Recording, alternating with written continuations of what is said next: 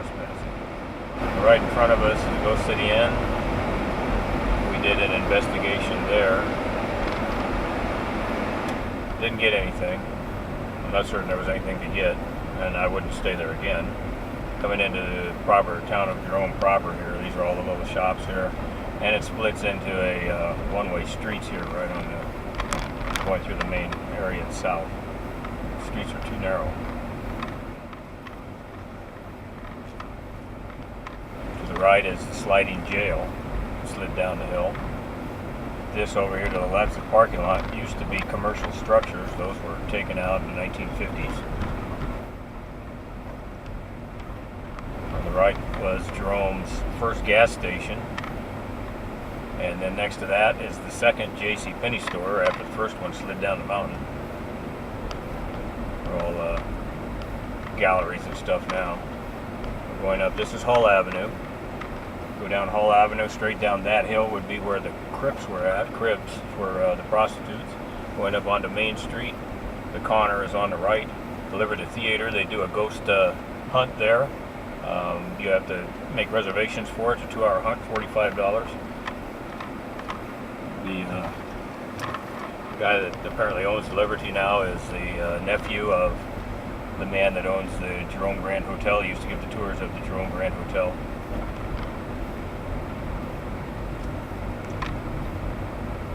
If you come into town, you need parking. You can go straight up where the Gold King mine is there. You see it straight ahead.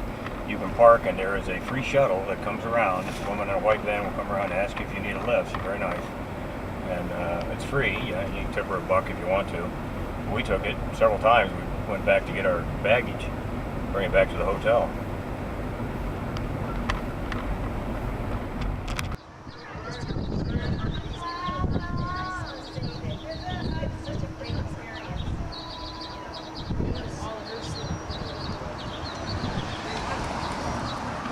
And our room is right up there on the very end. Those are our 2 windows right up there.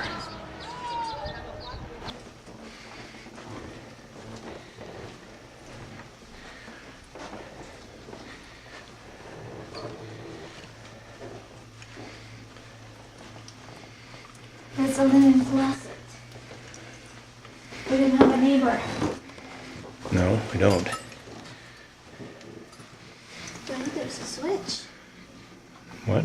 There's a switch. No, I don't know what it is. Open the door up.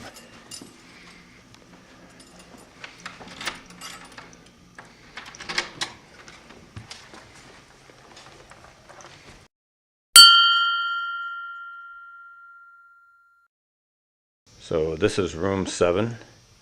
She's got 2 wide windows, dual chairs. The windows both look down onto Main Street. My belief is at one time it was separated into 2 rooms. Right between the windows there was a wall. This was basically 2 rooms back in the 1920s. It's a very nice room. It's a very large room. Microwave, refrigerator. You has a popcorn bowl. You get over 200 channels on this HDMI connected 42-inch screen up here. Bathroom is very nice. Has a jetted whirlpool. It's a big plus. Interestingly though, there's a tag over here on the wall admonishing you to try to save water, to take short showers, and I'm not certain how the whirlpool figures on that. How you're going to take a short whirlpool. Has a fake stove here, which I felt the top of it. It seems to be warm, so it's probably an electric stove of some kind to use in the wintertime. Up here there's another heater kind of thing. And the usual lamp on the ceiling. Furniture's tasteful.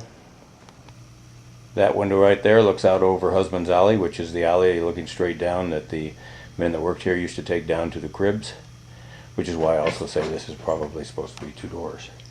And this room that was over here on the right was probably owned by one of the working girls trying to capture trade as they went down the alley. There were no bathrooms at that time. The door to the bathroom was probably the entrance to that second room. Hallway probably extended all the way down here where we now see the bathroom at.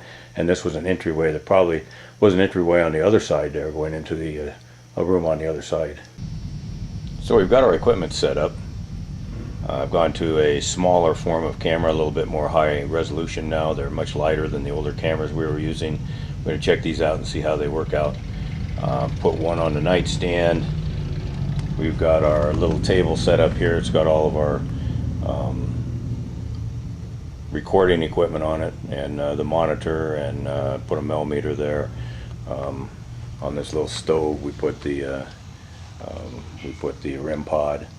One of the older cameras is there. That's the only one that I brought because I only had 3 of the new ones that I bought. Got another camera up here, another camera on the chair over there, another one of the cell sensors, and we have a home viewing monitor right here. I'll go into that in just a moment. That's a really neat idea that we thought up when we brought into the room with us here. This is a little Zimoto camera that I bought at Fry's Electronics in Las Vegas before we came. And what it's intended for is, it's intended for home surveillance for people who don't have DVRs. It basically goes through to a cloud. You have to pay for the cloud service. It's $10 a month right now currently, or so Zimoto advertises. But if you don't want it, you can still view the camera in real time. The camera itself, I can pick it up right here and keep my camera focused on it here. You can see it's actually a fairly cheap looking unit. It just basically looks like it's plastic. Has a plastic mount that can be swiveled back and forth, and you could basically screw that into a wall if you wanted to. That's what we did in our home. Or you can just set something heavy on it so it doesn't fall over. So we basically set them up around our home to let us know if there was someone getting into the home in areas where we couldn't see with our normal surveillance because lines couldn't be laid, and they worked perfectly. And then I came up with the idea here. We're going to take one of these on vacation with us, and we're going to use the hotel's Wi-Fi to link it in and see if we can actually watch the room when we're on someplace remote, such as a ghost hunt or eating in a restaurant, something like that. These can be set for motion detection. It can tell us if somebody's coming into the room to try to steal our equipment, because the surveillance we're using is in a loop setting. It doesn't go to any of our cell phones or anything if anything's set off. It goes directly to the DVR and no place else. But this little unit here will notify us by cell phone if somebody actually comes into the room. We tried it. It worked perfectly. This is the best $27 on sale that I ever made and purchased in my life. This is something we'll take with us now on all of our vacations. And I intend to do a video showing how we set this up so that you too can use it to watch your hotel room when you're not in the room. And now that we can watch our room, we head out for Sedona.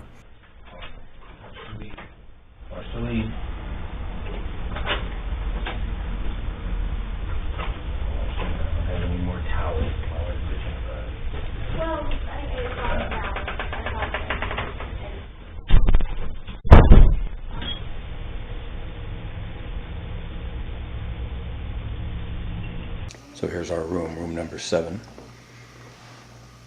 Long hallway that leads down to the first, second, and third room where most of the activity is supposed to be at. We're way at the other end. It was the only room that was available though.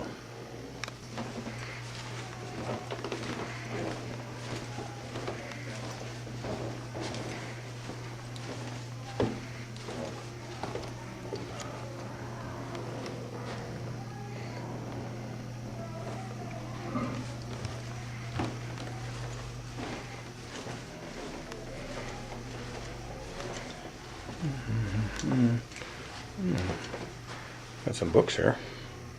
Corner Hotel Guest Library. The windows of the fire escape looks out to the side street. The Mine Museum right across the street there supposedly has activity. Hallway is adorned with original photographs of the time period. That's the Connor. And the Liberty Cafe. And then the stairs going down, not as steep as you can get. These old hotels are all pretty much the same.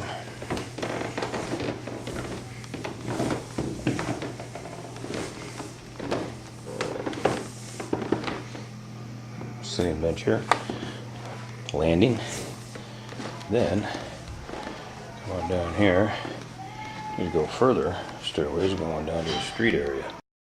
What looks like a mat there at the bottom of the stairway is actually a trap door that goes down into the basement and subsequently to the tunnels that lead to other businesses. The tunnels were used to run prostitutes and opium in the 1800s, and in the 1920s of prohibition alcohol. 8 minutes after leaving the room, the REM pod, a proximity device that can only activate if its field is broken by another field, and which sits right next to the microphone on the left nightstand, goes off.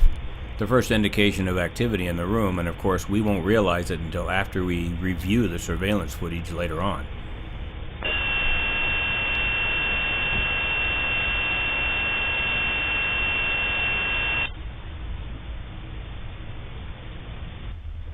At just before 10 p.m., we returned from Sedona, checked the room out. Nothing had changed, nothing had moved as far as we were concerned. There was no activity in this hotel at all.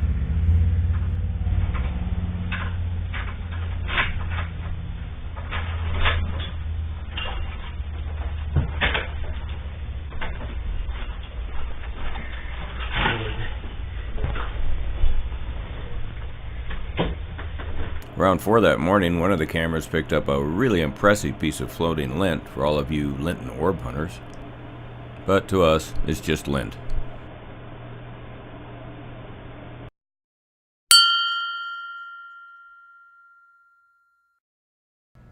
Here is the historical plaque directly below the window of our room describing Husband's Alley. It says that in 1913, reformers who were against prostitution forced prostitution to move into the cribs down below the Hotel Connor on Hull Street. To show their disapproval, the citizens renamed that alleyway Husband's Alley, as it was the hidden alleyway that the good wise husbands took after work in order to slip down to the cribs before they went home to their wives. Yes, our room would have been perfect for one of the girls to hustle business from. The next building over, across from Husband's Alley, is what used to be Jenny Bowder's third house of prostitution. The first two burned down in fires in 1897 and 98. When a fire began to overtake this structure a third time, Bowder stood out in the street and offered lifetime entertainment passes to any man who would join in the fire brigade. As it was, this was one of the few buildings that did not burn down. In 1903, Bowders would relocate to Kingman, Arizona with her gambling boyfriend, Clement C. Lay. Eventually, they would argue, and he murdered her. He would later hang for that act and be buried next to Bowder in the same cemetery.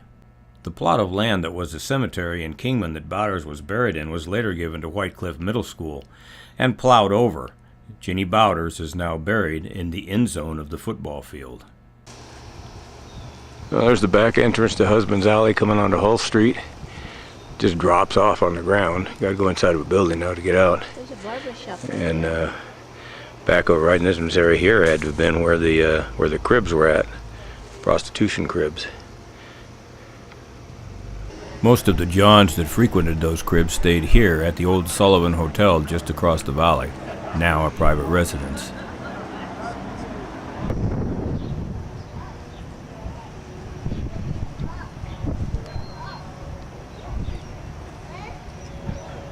The Mile High Inn supposedly also has activity in it.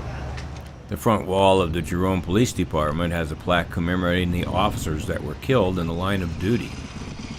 As you walk the streets, most of these buildings have historical plaques on them.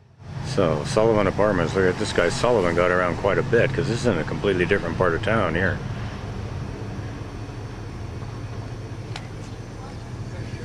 The doorway leading up to it. Private residence. The hotel is above us there.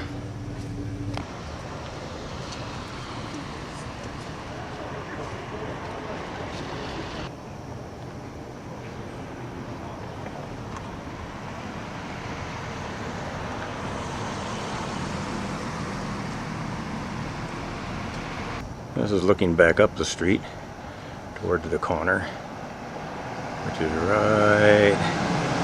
right up there. That's where we've got our equipment planted at. Is that a painting or a fossil? Well, there's the Ghost City Inn. We stayed in the first room here on the left. When was it? 10 years ago, right? It's 10 years ago that we stayed here. Yep. And we found no activity, but it was really, really creepy inside. Right next to the Ghost City Inn is the Garcia house, which was the owner's house. Oh, the owner of this house lived here. And that's your boarding house. Right. Well, there's the House of Joy, and the House of Joy is now up for sale. This old brothel used to be a world-famous restaurant. Boy, what a view we got going here, though, you know. Can't beat that.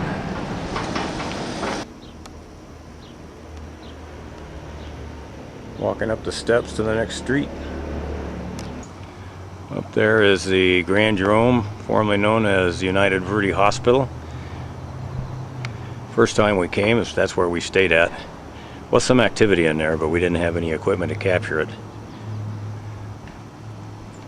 And when we stayed at the second balcony over, right there.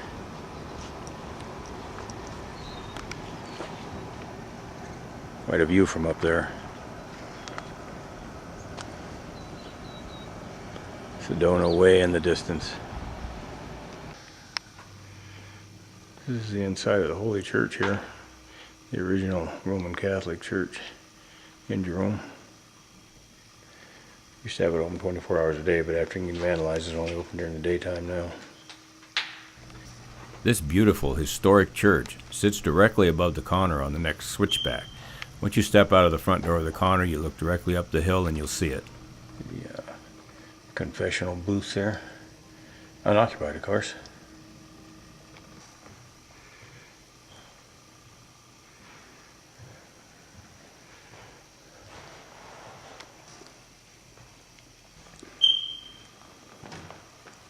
Setting up the smoke detector.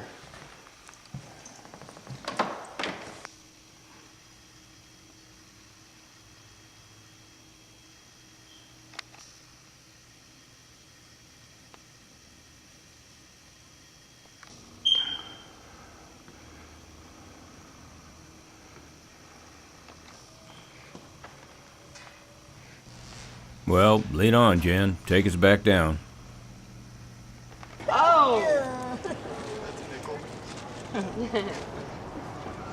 Oh, choke. Well, Bartlett Hotel, huh? We'll have to look up and see how many people died in here. That's probably the strangest thing you'll ever see. Yeah. These old ramshackle structures here. What are these? I don't know, but they could rebuild these. Like what? some of the gear I have no idea what those are. that they welded together and form into like a. Well, yeah, that's the top part is off of an engine. Yeah. It's a crankshaft from an engine. I don't know what the bottom things are. Like some. There's a Honda Bird.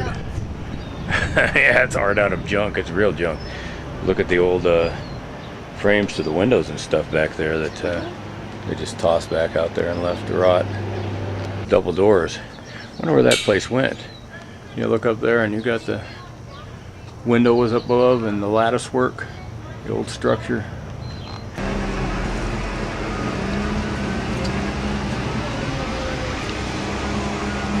So this is the infamous sliding jail. Slid 225 feet down from the mountain during slides that they had in the 1930s. Still got a bunk there inside. I don't know if that's for effect or what. They definitely propped it up here.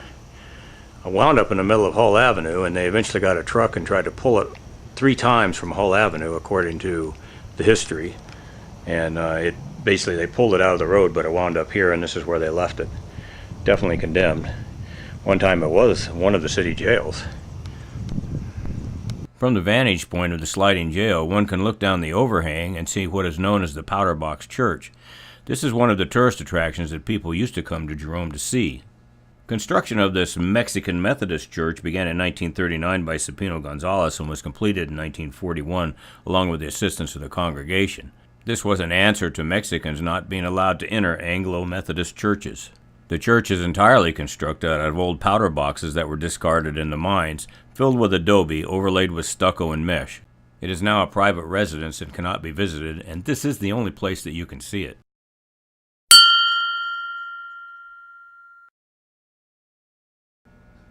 If you look online, you'll find that there are 2 companies which offer a nighttime ghost tour of the Jerome area. On the one that we signed up for, we wound up right back at the sliding jail as our first stop, which is right where we left off during that day. Here's the jail at night.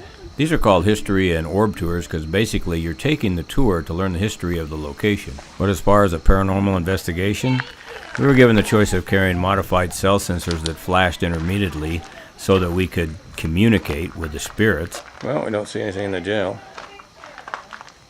The bunk is still in there. Nobody's in the bunk. And we were told to take as many pictures as we could to try to capture orbs because they are the disembodied spirits of, hell, I don't remember, something. As an investigator, don't waste your time on these kind of tours. There is one given at the Liberty Theater, and it is given by a qualified investigator, but he doesn't advertise, so we didn't know it at the time, or we would have taken that one. You know, we own the building from James B. Fair. Here our guide pointed out to us where Sammy Dean's old house stood. The murder of Juanita Marie Dean, known as Sammy Dean, is the most famous murder in the Jerome area. She was considered by the townsfolk to be a beautiful and classy woman and a brothel owner, prostitute herself. On July 7th, 1931, Sammy wound up getting herself strangled. And the police made no effort to solve the crime, mostly because her clients included the mayor's son, and the police chief's son. Yep, she was doing all of them, and one of them did her in. But where the location of the crime scene was is not something that you can find in any papers anywhere. That's why you take these historical tours. What I wanted to know was, is the home active? And according to her, the owner says that it is. Years ago, where they were interviewing him, and he talked about how periodically the windows would ice up from the inside, and you could hear a woman crying in there. Old Sammy Dean's house. So this is this was the mortuary here then, inside of the bar. This was the mortuary, and typically where you get that, oh yeah, I'm getting quite a bit of stuff moving around.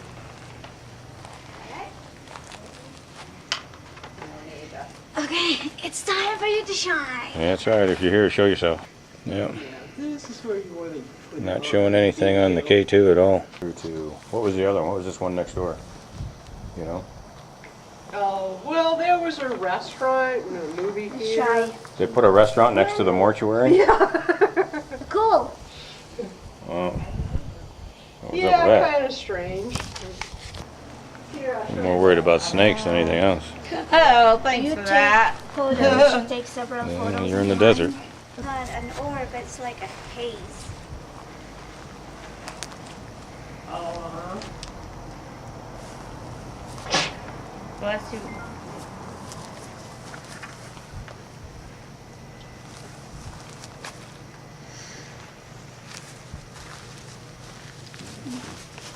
No.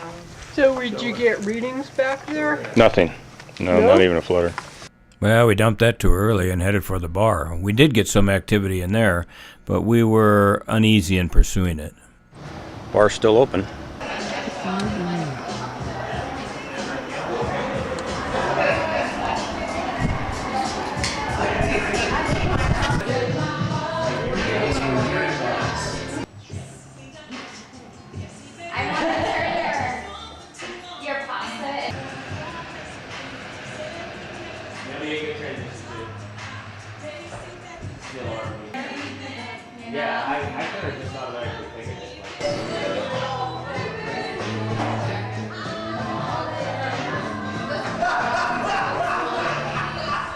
After we returned to the room at 2 minutes past midnight on that final morning, the REM pod went off weekly one last time.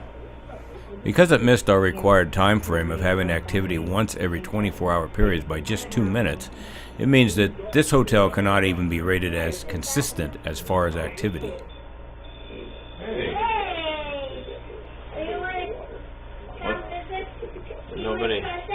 Nobody in the hotel tonight, so now you want to come visit, huh?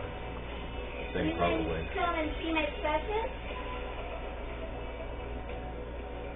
It's beautiful. Yes. That little hit was the final activity of record. The level of paranormal activity that we gave the Hotel Connor is therefore low and sporadic. The Connor is an okay hotel to stay in, I guess, but from an investigator's viewpoint, we wouldn't come back.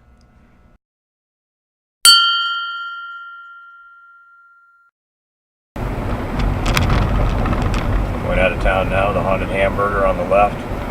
Not one of my favorite places, but seems to be popular with the tourist crowd. You take this road to the right, you go up to the United Verde old hospital, which is now the Grand Jerome Hotel. Goes to this first building is the surgeon's headquarters there.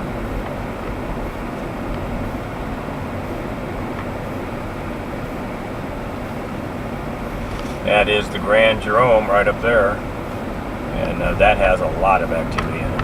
We did an investigation where we didn't have equipment to capture what we wanted. Now technically you're getting to this point, you're kind of heading out of town here, going up Mingus Mountain. There's nothing but switchbacks. Long drive going up Mingus Mountain on into Prescott once you get out of the city limits.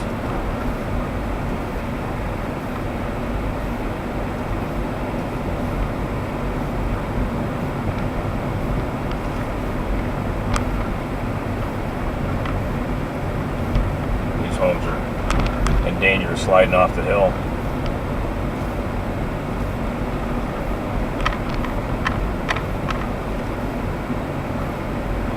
And that's it. Now we're headed up Mingus Mountain towards Prescott.